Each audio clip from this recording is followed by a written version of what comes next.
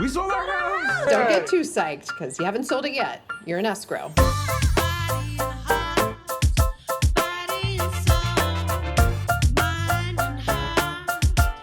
Do you understand what escrow is? Good afternoon. Once again, this is Maria with Orange County Escrow Services here with our podcast, Heart to Heart with Escrow. And today our guest is Robert Osorio from WFG. He is the account executive sales rep over at WFG.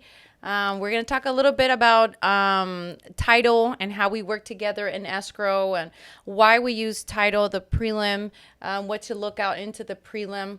But before, I want to kind of have you introduce yourself. Give me a little bit about yourself, your background, family, what you like to do for fun. So go ahead and introduce yourself. Well, Maria, thank you so much for having me. Since the time that I met you, you've always been so kind to me. You know, I started in the business a little bit over 3 years ago, and I came in here and I was super timid. You remember? And I, sat by your desk and I was just asking you a couple of questions, and you were always so kind. You recommended me to reach out to a couple of offices, so thank you. You're welcome. So a little bit about me. My name is Robert Osorio. I work with WFG National Title Co. I am a child of 4. I'm the second oldest, and I was actually raised by a single mother. She's a badass. She does a really good job. She's awesome. And I really, truly enjoy playing soccer. But prior to playing soccer, I was actually a former All-American cross-country athlete. Really? So I would run all the time. I was one of the top runners in the state. I think it was 13th in the state as a junior in high school. Oh, wow, look at you. Yeah. Do you still run? Yeah, I still run every once in a while, okay. but I think my heart lies more with soccer. Soccer? I still play soccer now on the weekends and every once in a while during the week. So. Oh, we have something in common. I used to play soccer in high school. Did you really? Yeah, I did. I did in soccer, and I played outside league and got a scholarship and, just left that. But soccer's fun. Yeah. Yeah, I grew up in, so I was born in Anaheim. Okay. And I grew up a part of my life in Santa Ana. Okay. And then the rest of my life in Fountain Valley. Okay. So both very different worlds. Mm-hmm. I grew up, like I said, with my single mother, and then when I was 16 years old, I was taken into my aunt and uncle's home, where they were very generous to take me in, because obviously times were tough. But yeah, I'm super grateful for them. And when I first started in the business, I started as a real estate agent. Then I started working in customer service as a title rep, or working as a customer service rep for a title company. Okay. And then 4 months later, I got moved into the account executive sales role here at What's the WFG. difference, or what did you like it, or what got you into I'll be an AE? And the only thing I ask is because you're very, very good with talking to people. You gravitate very well. You're able to kind of engage, so you seem like a people person. But how did you get into that position, or you said, okay, that's for me? Yeah, so it's actually really funny. So it all started when I was in high school. Okay. I had a friend whose name is Sam. He was a real estate agent at the time, and his parents flipped homes. So he reached out to me one day and he said, "Hey, Robert, you should get your real estate license. We should work together." And I thought, hey, why not? I have nothing to lose. So I had just graduated high school. I figured, okay, I'm going to go take my state exam. I pass it. I get my license. Sam and I start working together for a few months. And then after that, he started working as a project engineer for his dad's company. Okay. And so I kind of became a solo agent, started working for First Team Real Estate out there in Huntington Beach. Oh, okay. And while I was also a real estate agent, I was a student at OCC. And I was waiting tables to pay my day-to-day bills, right? Wow. So during the day, I was going to school. Mm-hmm. During the evenings, I was waiting tables. And then on the weekends, I was hosting open houses. Wow. Right. Respect the hustle. Man, it was challenging, tough. Huh? Yeah, it was real tough. So I remember this distinctly. I was at OCC. I was sitting at one of my accounting classes, and I'm one of those people who's very fidgety, right? Especially if I'm sitting down for too long. Yeah. And I was shaking my leg, and the kid behind me kind of tapped on my shoulder, and he looked at me. And he was like, "Hey, dude, can you stop shaking your leg?" And I turned around, and I'm like, "Hey, I'm so sorry. This is how I am." And after that, we just kept talking. His name is John. Okay. Right. So we kept talking. We had a really good relationship. We would meet up at coffee shops and do homework together. And eventually, after about 1 year of knowing him, he was like, "Hey, Robert, you should come work with us." And I told him, "Dude, I can't fit you in my schedule. I'm you waiting." Seriously said that, yeah. Yeah, I was like, "I can't fit you in my schedule." And he said, "Well, this isn't something for you to add to your schedule. This is a career shift." Mm-hmm. Right? And I thought, oh, I don't know. That is a very bold move. And he said, well, It think is a about very it. bold word, career, right? Yeah, career. I was like, oh. Okay. At this point, I was, 20? Good. Yeah. Right? I was like, oh my gosh, I don't know if I can do that. He said, we'll think about it. One whole year goes by and we're still very close, and I transfer over to Cal State Long Beach. And at this time, I kind of switched my schedule around. I was waiting tables in the morning now and taking classes at night, Okay. and then hosting open houses on the weekends, right? And I was just doing this for like 2 to 3 years, and I was like, you know what, this isn't sustainable. Yeah. So I call my buddy John. I'm like, hey, John, is that position still available? And he said, well, we're always looking to hire, but I can only put in a good word for you. After that, it's all up to my boss, right? So I thought, yeah, that'd be great. So I send him my resume. He sends it to Dale. Oh, wow. So I get the interview. I sit down with Dale, and he hires me on the spot. He said, when can you start? I said, oh, well, I have to give my 2 weeks notice over at my waiter job at Eureka in Bellaterra. And he said, okay, well, we'll let you start then. So I start in customer service department. I'm put in this cubicle. Right? Yeah. So not that there's anything wrong. I remember those cubicles. So I'm sitting down at the cubicle, and I'm doing all the back end work, pulling all the property profiles, reading the chain of title, looking to see what needs to be paid off, what hasn't been paid off, and really just understanding what title is, right? Because in the real estate world, we have the real estate agent, Right. we have the lender, we have escrow, We have escrow. and we have title, right? So all those they have their own environment, Right. their own moving parts. Right. So when I got put into title, all I knew was real estate, but then title was a whole new world for me, Yeah. right? So I worked in the customer service department for about 4 months, Okay. right?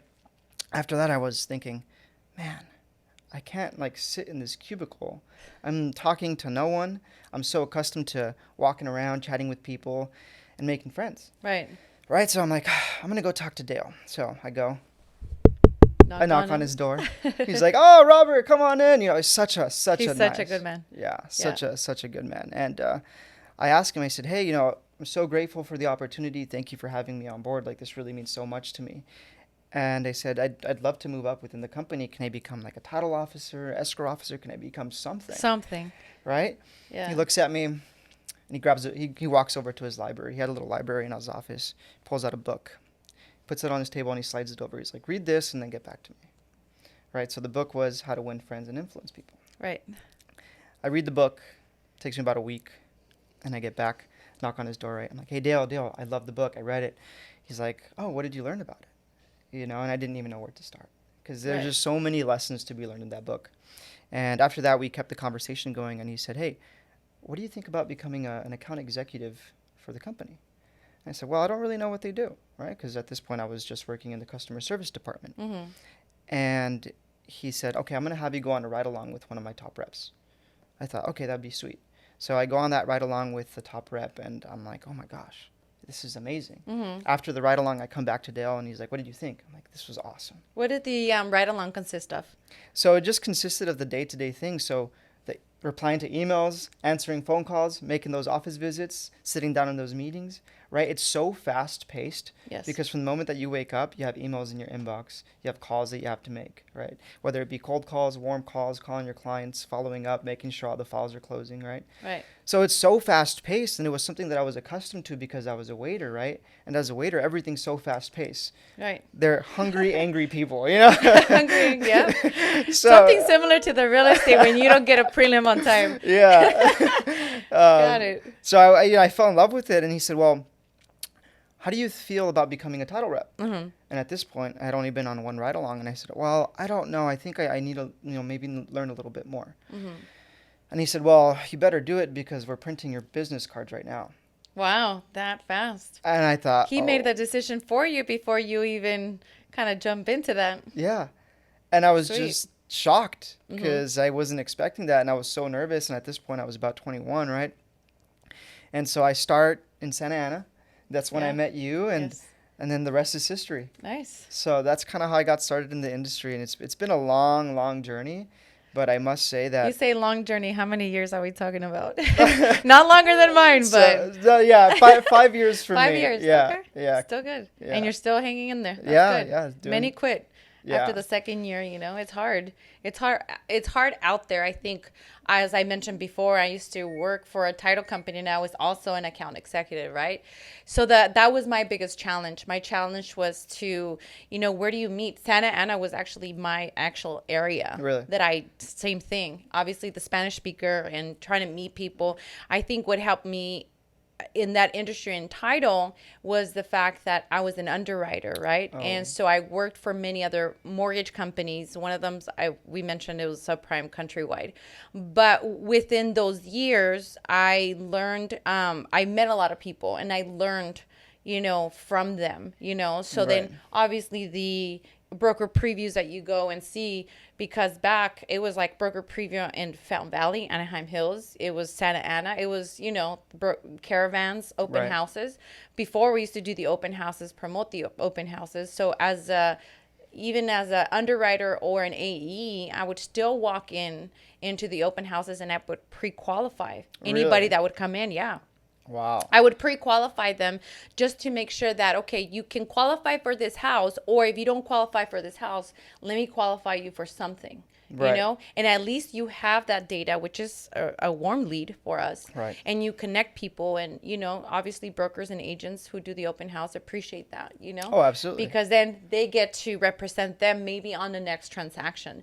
So that was my challenge, is like being consistent, meeting people all the time, Obviously, I understand your mother was a single mom. I was a single mom. It was hard to okay, how do you kind of, schedule your children here, school, pick them up, and then have time to network, because a lot of these networks were after work. I don't know if you've been to any networks afterwards. Like, everybody wants to go, and there's a network event. There's, open houses on the weekend. So those were challenges, but title for me was interesting. I didn't do the customer service. I just did the sales. Right. So, that for me was interesting. Dale also guided me, to how to do this, how do you do that, and even an escrow. Right. I go with him for any type of guidance. But, the importance of title, and I think for you, you were in a customer service that you were able to identify what a property profile is. Right. That is very common, right? Right very now common. with clients and brokers, hey, can you pull a property profile? What is a property profile? So property profile is going to have your basic information from property characteristics, ownership information, and then just all the title history. And the importance of a title profile is to just make sure that the person who owns the home is actually on title. And let me tell you a story here. So we were working with a client who wanted to refinance their home just about 2 months ago, right? Okay. And she reached out to the loan officer and said, hey, I want to refinance my property. Loan officer said, great, send me all your docs and we'll look into it. We'll get it started. Turns out they look at the documents and they're saying, well, this is your name, but your name is not on title. Wow. Okay. So she reaches out to me and she said, hey, Robert, can you double check to see who's on title? I pull up the property profile and it says some other person, right? So I'm like, okay, this is interesting. It's saying that it's a whole different person and there was a title change back in 2010. So let me look into this further. So then we look into it further and it seems like she had a modification done back in 2010. Oh, the sweet mods. Okay. So long story short, she signed a power of attorney. That power of attorney deeded the property over to someone else. Oh, wow. So now when she wanted to refinance the property, it was no longer hers, right? So what we had to do is we had to point her in the right direction and suggest a real estate attorney to file the quiet title action deed, or quiet title action in order to dispute ownership over the property.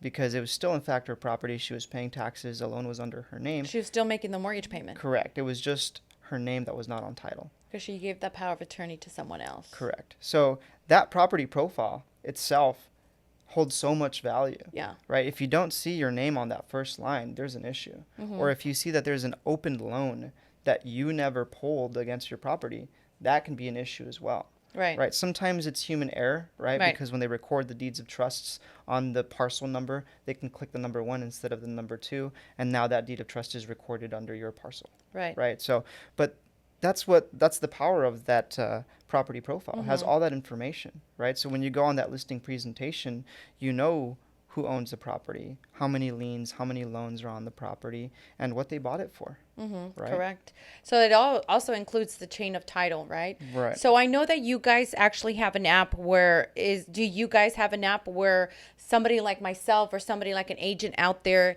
can actually pull their own property profile? So instead of, hey, Robert, can you pull, maybe you're in a meeting or something and they send you an address, hey, can you provide me a property profile?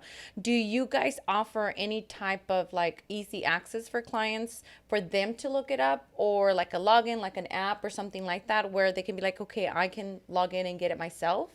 Or you don't, or you prefer them contacting you? So we have all of the above. We have an app. They can contact me, or they can contact our customer service department. Okay. So the app is really easy. It's called Fetch by WFG. All we would need to do is send them a login credential. Then from there, they'll add their username, their password, log in. First thing they'll see is a search bar at the top of the screen. They'll plug in the address, hit search, and then once you hit search, you'll see 3 buttons: property profile, net sheet, or more.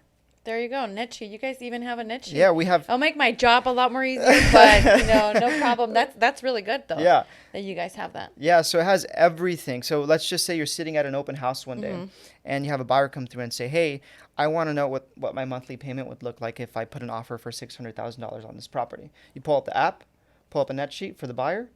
You say, okay, well, if you're going to put $600,000, you're going to finance $600,000, you're going to put 20% down.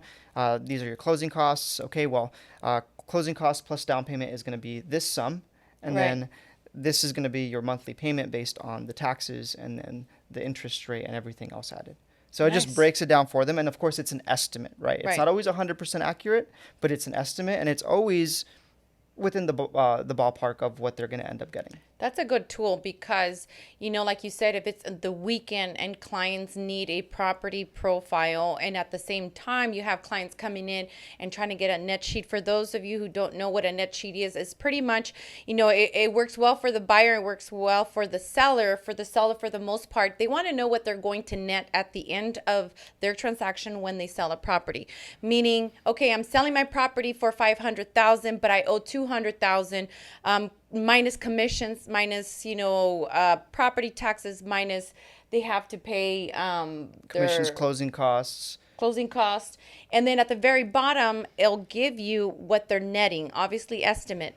That's kind of where you want to give your client a good presentation where they're like, hey, if we sell it for this much, this is what you're going to get, so that way they know and they get to determine, okay, that is going to be either, sent to you if you're looking for a new home, then you know how much of a down payment you're going to be putting that, which is the remainder of that net sheet. Right. So that it's called the net sheet just because it's an estimate that, I do set up, myself. Sometimes they tell me, hey, can you do a real quick net sheet? I'm going to be meeting up with the client. They're selling the property for this much. They have this.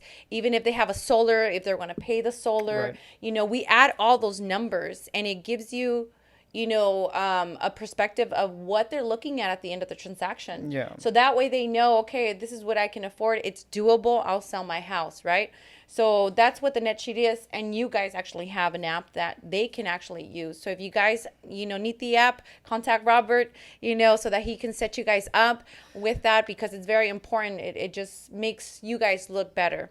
Yeah. My other question, I think that we get as comment because it's very frequent, and I believe you kind of just had a presentation on this, is the preliminary title report, right? And what is exactly a preliminary title report? And we'll go from what can we expect on a prelim, right? And why is it needed? What, circumstances we actually run into. I know we run into judgments, we run into liens, child support, other stuff that the client might not know, or they have a lien, for example, child support, which is very common. If you have a very common name, if you're a Jose Lopez or, Juan Chavez or whatever, you have a very common name.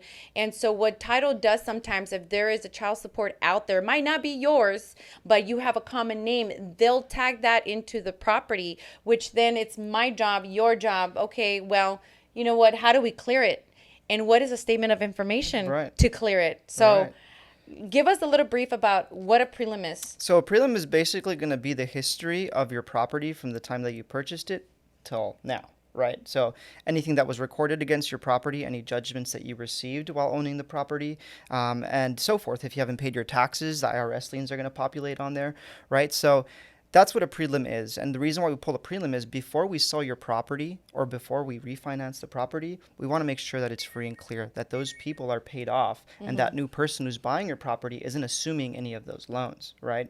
Now, and as far as like the judgments and child support lien, like Maria noted, sometimes it attaches to the name, not necessarily to that person's social security number, which is why we always request an SI, also known as a statement of information, where one fills out their personal information like their name, their address, their social security number, and I think it's the last 10 years of their residency. And employment. Yep, and employment. And the reason why we ask for that is the more information we have, the more accurate our search is going to be. So then that way, when we do run it, it'll say yes or no, this judgment or this child support lien does in fact correlate with this person. So if it doesn't, let's just say, oh, that person isn't you, what we would do as a title company will issue a supplement removing that item from the prelim so you don't have to worry about it. And oftentimes, especially with the newer agents, they'll open up a prelim and they'll freak out because they see, oh my gosh, this guy has a child support lien, but he doesn't have children. What's going on? Yep. Right? I've had that. And then they call their client and then the client starts freaking out, right? So what we have to do is basically sit them down and say, hey, it just attaches to the name. It doesn't mean it's yours. Let's fill out the SI. Once we run the SI, then we'll talk about it. And the requirement on some of the SIs on the title, it says that you have a common name, that they need a statement of information to clear any possibilities of any judgments or any liens against the name in itself. So I had the same scenario. The worst part, I had the wife and the husband in front of me, and I had to tell the husband's like, hey, there's a child support, and the wife looks at him, but we don't have any kids. And I was like, oh, great. This is going to be a divorce or a no deal here to selling the property. But then again, it's the requirement that I usually like doing is providing a statement of information form in the very beginning of the transaction, Yes. so that we don't have any surprises at the end of the transaction, because then that can hold our recording and that can hold a lot of other stuff.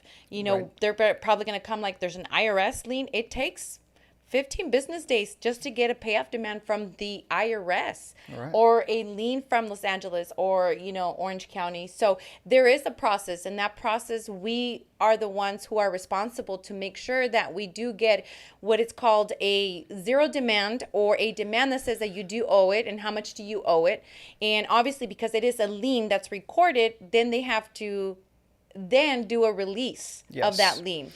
Yes, and in fact, it's interesting. There are times where a bank will not issue a release, right? So then when we open up the prelim, the client will say, hey, I paid off this loan 5 years ago. And we look in our records and it's like, hey, this was never released. So what ends up happening is we have to either look for that bank, and sometimes they no longer exist. So then we find the beneficiary. And if that isn't the case, sometimes that loan was assigned to someone else, right? So once we figure out where that loan went, we contact those people and we ask for a release. They're going to ask us for some information. We're going to give it to them. And then if everything is good to go, they'll issue that release and record it for us. And then we'll be good to go. Now, in the off chance where we can't find that person because it was a private loan, right? I've had those. We can issue. We don't issue a bond, but you can look for a bonding company, and it's usually 1% of the loan balance, the original loan balance, and then you have to have a X amount of liquid assets in your bank. Now, bonds aren't my area of expertise, but that's what we see oftentimes. Yeah, so I've dealt with a couple of them. So a lot of the times that, a lot of people who've done mods, or, they had that years ago, Andy Mac or something like that, and they no longer exist, right? So before they were, they would sell that property to another servicing company. That servicing company went out of business, and so on and so forth. What I like in the title industry, and what I like to work with, because you do have a back office, you do have other people working behind the scenes trying to get this information. I usually like to contact title, and what we both do, because you guys have other programs that we might not have, that facilitates to get this information, right? So then I called title. I said, look, they're not in business. I've already Googled them. I've already called 5 different phone numbers. They don't know who it is. Do you have a MERS number? Do you have something that connects to it? So then I do call your team, team, back office, I do call the title officer and I run it through him. It's like, okay, I've already done what I could in my power. Is it anything else that you guys can do, that you guys have other softwares that can facilitate more information so that we can try to locate that? Because if we don't locate it, then we'll do a bond, a loss of note or a bond of, depending if you can prove that you paid the loan off.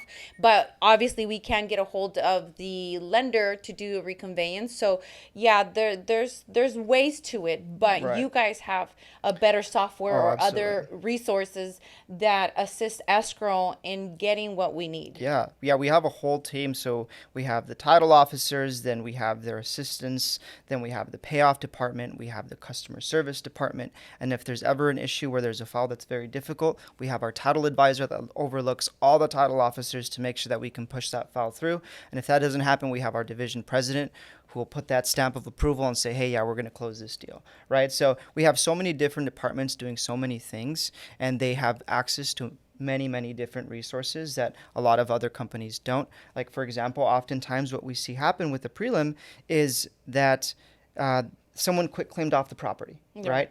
Mm-hmm. And it was through an uninsured deed, and the person who quit claimed off went to Mexico.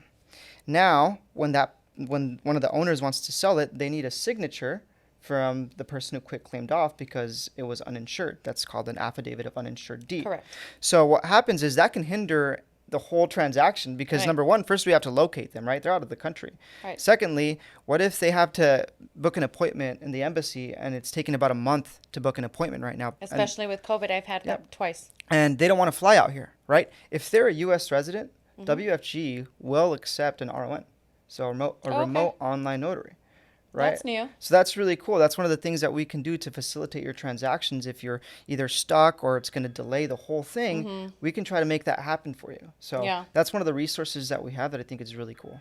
That is very cool because I did have a scenario where, the client did need, it was not necessarily an uninsured deed, but the husband was selling the property and the wife had to go to Mexico.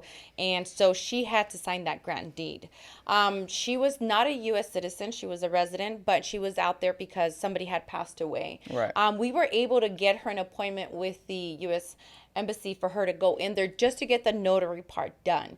But you're right. I did hear something about you doing like an electronic kind of notarization, which it seems like there's other states out there that do them. I know California is not fully approved, but you guys are insuring it as a title company. Correct. As long as it's your notary and your... And as long as it's done correctly, there's a couple of things that need to happen in order for it to be done in a correct professional manner. And in order to know exactly what that is, you'd have to contact the title officers. Good to know because, and I know that they do have to be a U.S. citizen to use that electronic notary service. So, that is very important because I think that's kind of where I feel we're going in this era. Oh, absolutely. It's a little scary to notarize certain stuff, that, it's electronically and you don't really have the person in front of you or... that's an interesting subject for another time. How do you get the thumbprint or something like that? But it's very interesting how quickly technology is actually moving for us. Absolutely. But that's very good. That's very good information. Just because we do have a lot of those. They do go to Mexico. They do. They're not coming back, or they don't want to come back. So we need that affidavit. So those are the options. So. Good to know. The other thing I kind of wanted to ask, and maybe we can kind of go through it, are, liens, right? Liens. How do we handle liens? What are liens? What's the type of liens you see? Or, which are the challenging ones? Oftentimes we'll see a mechanic's lien, right? When there's work done on the property and then you decide not to pay them. That subcontractor or that contractor will record a lien against your property. It will be posted and it'll say the dollar amount on there. So if you owe $20,000, they're going to record a lien for $20,000 against your property. Now that lien will not go away until you sell because they'll have to get their money one way or another. So what that means is if you want to sell your property, you're going to have to pay them off before you can even transfer the property to the new homeowner. And how do you pay it off? Is basically I get the copy of the recorded lien, something that you guys do provide. So a lot of the times it's very useful to get a hyperlinked prelim, meaning any recording documents that has a little hyperlink number on it, you can click on it and automatically gives you the recording document. It works well with us because then, we get a copy of it, and then we always kind of call, that mechanic's lien, and we kind of request a payoff. And we get that payoff, and we work with title to make sure that, that payoff gets paid through title. So that's the other thing that, a lot of people need to understand. It's not escrow that pays it. I don't directly send a wire to your mortgage department. I don't send, a payment to your taxes. I don't pay child support. I make sure that title needs those demands on time, current demands. So that title is the one that sends those payments, because that's why you're getting this title insurance.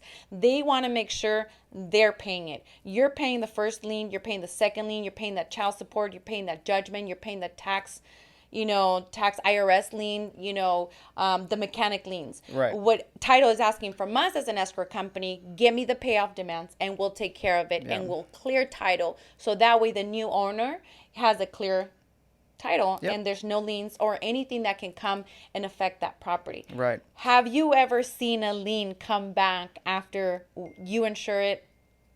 I haven't seen a lien come back, but I have seen someone claim interest in a property after it's sold. So here's what happened. Oh, wow. So let's just say I'm the homeowner of 123 Main Street, and I grant you, Maria, 50% of my property as joint tenants. I sign the deed. You hold on to it, but you never record it. Okay. And then I'm like, I'm just going to go ahead and sell the property. I go and sell it to Jose, right? Just the deed that you and I did was never recorded, right? I sell it to Jose. Jose buys the property. A year later, you come back with that deed that you and I both signed, and you say, hey, I have rights to this property, right? So then title, since we insured that policy, we have to go out and fight for him, right? So we have to pay you out to ensure that everyone's happy. So. How interesting. Yeah. That's very interesting. Yeah, so just make sure you're not granting a portion of your property randomly to people Now, you don't was know. that form, obviously it wasn't recorded, so it's an uninsured deed. Correct. But it still holds some legal value Yeah, on that. actually. Interesting. Yeah. Now that's one of the other topics we were kind of thinking, that we commonly get, right? We get those clients that say, hey, I want to put my son on title. Right. I want to do an uninsured deed. An uninsured deed pretty much basically is a form that you're granting somebody to be vested into your property, but you're not using title or escrow to do so.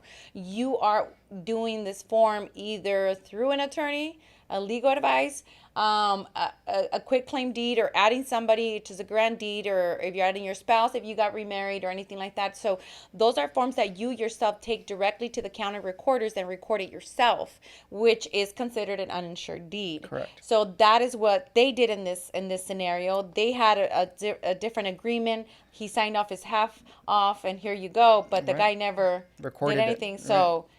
That is very interesting. That's interesting. Yeah, so usually when it comes to transferring any portion of your property or vesting, you always want to speak with a real estate attorney. You don't want to speak with escrow, title, or your realtor or your lender, because the estate attorney will be able to guide you in the right direction. And who knows, maybe the best option for you may be a trust rather than just filing as community property with rights of survivorship if you're a married couple, right? So you just want to make sure that you reach out to the right parties. For example, I like to use this analogy. There was this book I read. It was The Richest Man in Babylon, right?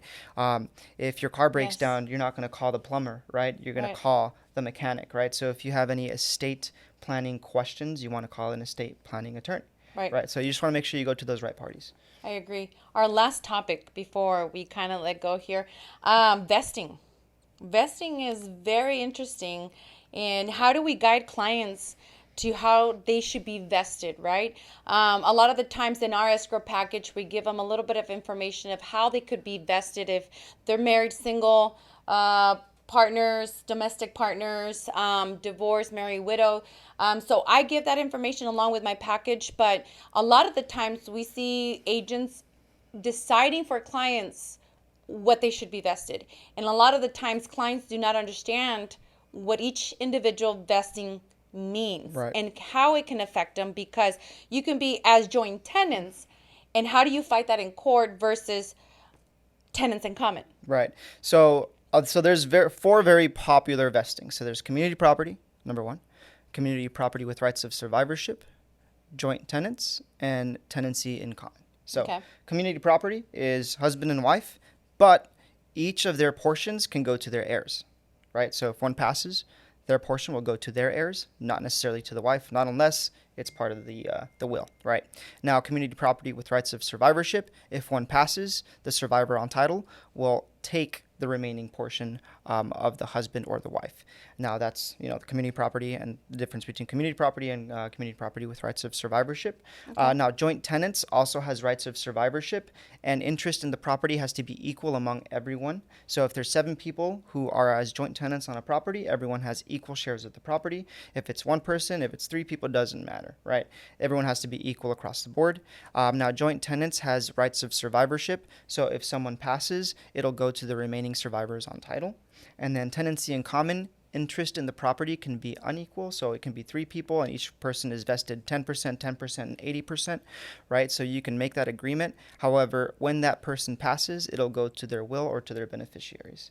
So that's just kind of like a simple example. If you guys are interested in learning more, I can always send you a nice little chart with all the information and who gets what and where it goes if someone passes.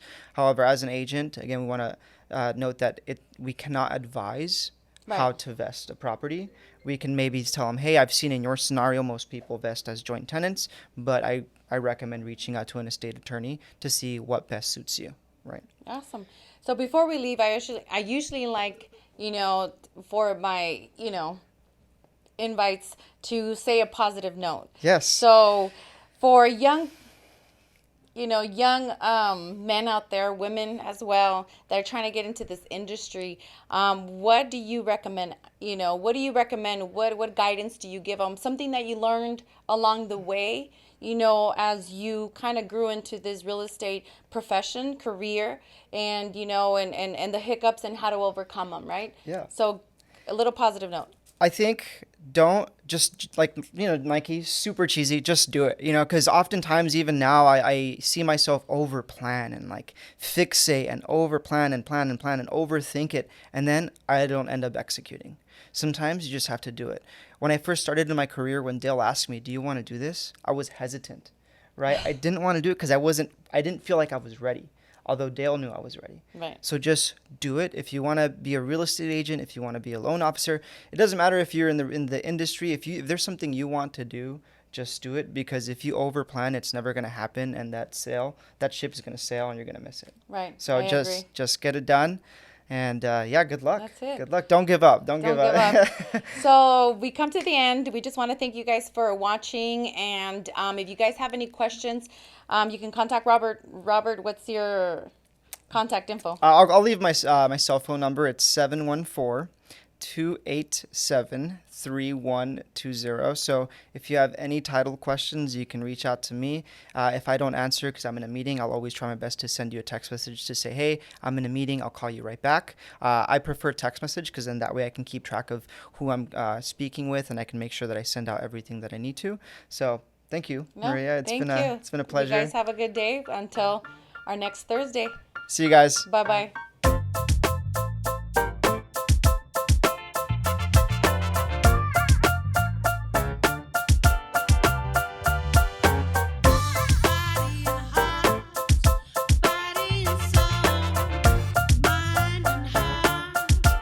Do you understand what escrow is?